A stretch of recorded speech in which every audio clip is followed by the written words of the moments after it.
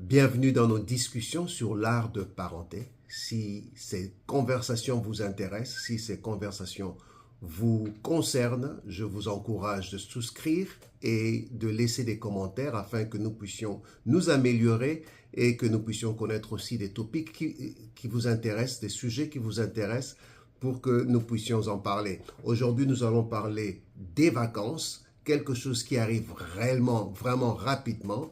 L'année est passée rapidement et maintenant nous sommes dans le moment où, on va entrer dans les vacances. Qu'est-ce que cela veut dire? Est-ce que ça veut dire c'est un moment où nous allons suspendre l'éducation de nos enfants ou bien c'est un moment que nous devons utiliser pour apprendre aux enfants d'autres choses? Alors, nous entrons directement dans le vif du sujet et nous voulons directement répondre à cette question essentielle que nous avons dite. Est-ce que les vacances, c'est un moment où l'enseignement ou l'apprentissage est suspendu ou bien les vacances, c'est un moment d'apprentissage aussi? La réponse est claire. Les vacances, c'est un moment très propice, c'est un moment très important pour l'apprentissage, pour l'agrandissement, l'amélioration de nos enfants. Cela va se passer dans des dimensions différentes. Ce n'est plus la dimension académique ou intellectuelle, bien que l'intellectuel est toujours activé, mais c'est dans une autre dimension et nous aimerions que vous, parents, que nous, parents, nous puissions participer, continuer à participer dans cet apprentissage de nos enfants. Alors, le mot-clé que je vais nous dire ici, auquel nous devons vraiment faire attention, c'est le mot être intentionnel. Donc, dans ce que nous allons faire pendant les vacances, ça doit être fait d'une manière intentionnelle. Ça ne doit pas être accidentel. Il y a quelque chose qui se présente. Bon, vas-y, tu peux le faire. Il y a autre chose. Bon, vas-y, tu peux le faire. Non, ça doit être intentionnel. Nous devons savoir, qu'est-ce qui doit être fait? Comment est-ce que nous allons faire les choses qui doivent être faites pour que pour que nos enfants puissent apprendre, qu'ils puissent s'améliorer, qu'ils puissent devenir plus matures. Alors, la première chose, c'est de définir les objectifs. Alors, qu'est-ce que dans ces vacances, quels sont les objectifs que nous allons avoir? Alors, vous pouvez le faire en famille, vous faites une réunion de famille, vous en parlez d'une manière générale, ou vous pouvez le faire aussi où vous parlez un à un avec chaque enfant. Vous savez, Dieu a fait que chaque enfant soit différent. Il y a des enfants qui, quand c'est en groupe, ils se retirent, ils ne parlent pas, ils ne participent beaucoup à la conversation. Mais si vous prenez du temps et que vous parlez avec votre enfant un à un, vous allez le voir, il va s'ouvrir et il va commencer à parler, se racontant. D'où vous choisissez le format. Comment est-ce que vous allez parler à l'enfant, ou bien aux enfants, ou bien à l'enfant. Mais définissez les objectifs. Alors, les objectifs vont être faits à plusieurs niveaux. Il y a le niveau culturel, le niveau spirituel, le niveau sportif, le niveau académique. Oui, même dans les vacances, il faut un certain niveau académique. Et puis, il y a au niveau personnel. Alors, vous définissez les objectifs pour chaque enfant, vous définissez les objectifs pour la famille, en tant que famille. Qu'est-ce que nous voulons à la fin des vacances, nous dire, nous avons au moins accompli ceci, nous avons pu avoir telles expériences et telles expériences, donc il y a eu un plus, ces vacances nous ont ajouté un plus. À voir. Alors, la deuxième chose, c'est il faut voir les ressources disponibles pour atteindre ces objectifs-là. Alors, au point de vue culturel, qu'est-ce que nous avons comme ressources? Qu'est-ce que nous pouvons faire au point culturel pour atteindre nos objectifs? Quand nous parlons du culturel, ou quand moi je parle du culturel, je vois des choses comme les voyages, je vois visiter autre chose, faire des randonnées, des choses comme ça. Donc c'est vraiment culturel. Alors, certains pourraient me dire, écoutez, voyager, c'est difficile. Et c'est très cher. C'est parce que vous ne pensez, quand vous entendez voyage, vous voyez aller loin dans d'autres pays, dans un autre continent. Non, c'est pas obligatoire. Un voyage peut être quelque chose qui est fait, envoyer l'enfant au village, par exemple, ou bien l'envoyer dans un autre coin de la ville. Donc, il y a plusieurs choses qui peuvent être faites. L'enfant peut aller chez l'oncle, il peut aller chez la tante, il peut aller chez les grands-parents pour passer du temps. Vous savez, Saint Augustin a dit que le monde est un livre. Et ceux qui voyagent, ceux qui ne voyagent pas plutôt, ne lisent qu'une seule page. Ce qui est important, c'est faites changer à l'enfant l'environnement dans lequel il est pendant un moment, 2 jours, 3 jours, une semaine, pendant toutes les vacances. Mais faites-le changer, il va apprendre quelque chose. Vous allez l'exposer à quelque chose d'autre. Il est certain que l'environnement que vous avez créé autour de votre enfant est un environnement sain et est un environnement extraordinaire. Super. Mais quand vous mettez l'enfant, vous l'exposez à d'autres environnements, il apprend quelque chose de ces environnements-là. Nous avions un de nos jeunes de l'école qui, un jour, ses parents, pour les vacances, l'ont envoyé au village. Ils sont partis avec lui au village. Et quand il est revenu, mais il encourageait tout le monde parce qu'il est parti. Il a vu des gens qui étaient plus pauvres que lui, des gens qui n'avaient aucun moyen, qui n'avaient pas de jouets, mais qui étaient plus joyeux que lui, qui étaient plus contents que lui. Des gens qui jouaient dans de l'eau qui lui semblait sale, mais qui avaient une joie extraordinaire quand ils étaient en train de jouer. Ça lui a appris beaucoup, ce moment qu'il a passé au village. Donc vous pouvez envoyer les enfants quelque part et ils vont apprendre.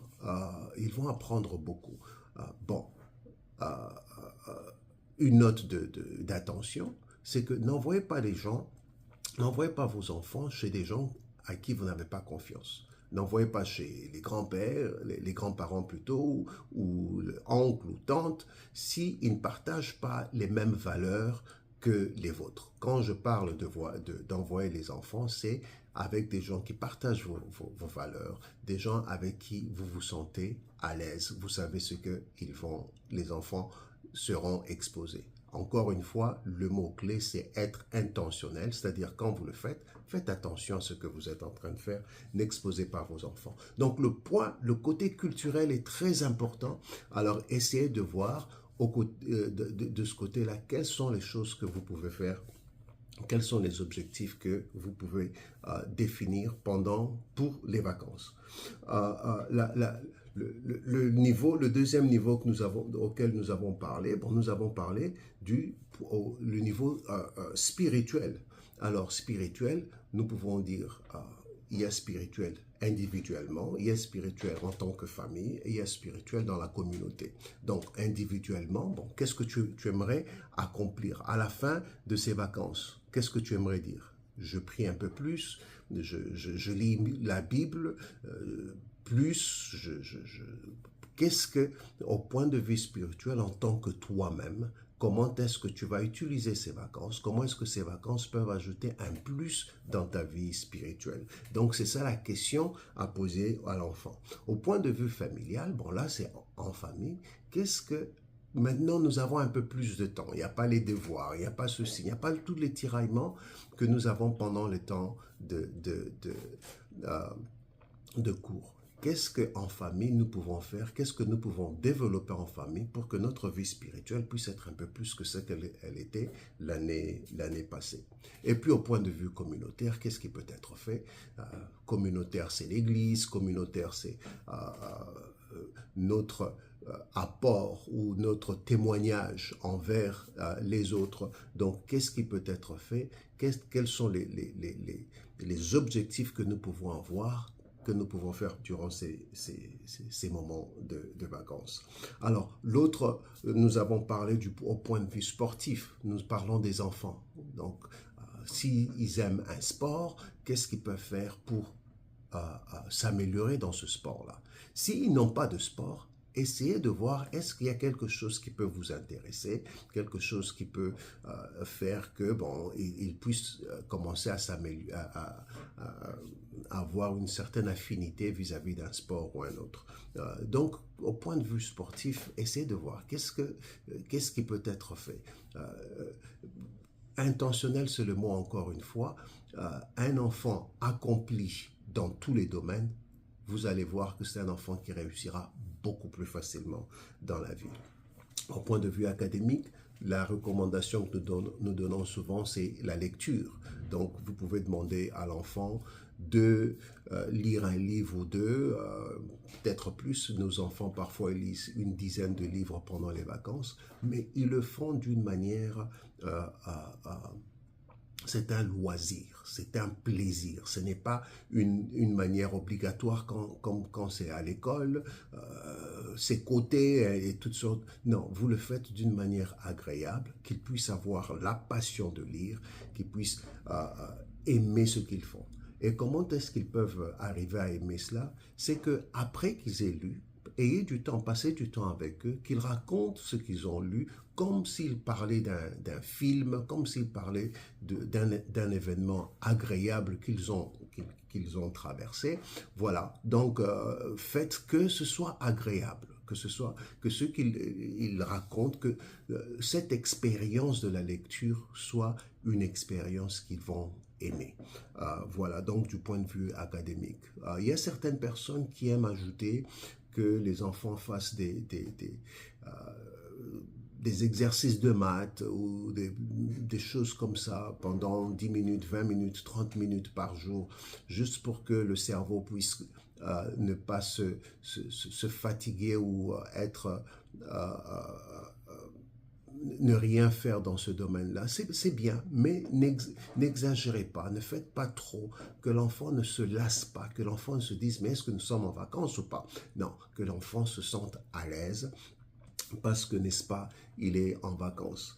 Et le dernier niveau auquel nous aimerons toucher, c'est le niveau personnel. Donc, au point de vue personnel, qu'est-ce que tu vas faire? Comment est-ce que tu vas te conduire? Quelles sont les activités que tu vas faire pour t'améliorer personnellement? Il y a de nos enfants qui sont timides. Donc, il y a certaines choses qu'ils peuvent faire pendant les vacances pour qu'ils puissent un peu vaincre cette timidité. Aller se forcer à aller voir les amis et jouer avec les amis, par exemple. Il y a certaines choses qu'ils peuvent faire s'ils sont de ceux qui n'obéissent pas beaucoup. Donc, qu'ils fassent attention maintenant qu'à la fin des vacances, on se dit, non, mais tu as fait un effort, hein, on voit que tu écoutes, on voit que tu obéis.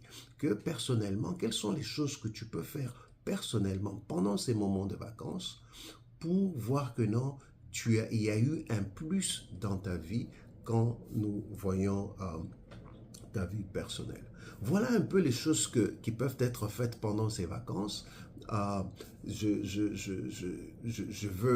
Je rentre un peu juste au point de vue culturel parce qu'il y a certaines choses que j'aimerais partager là-dessus.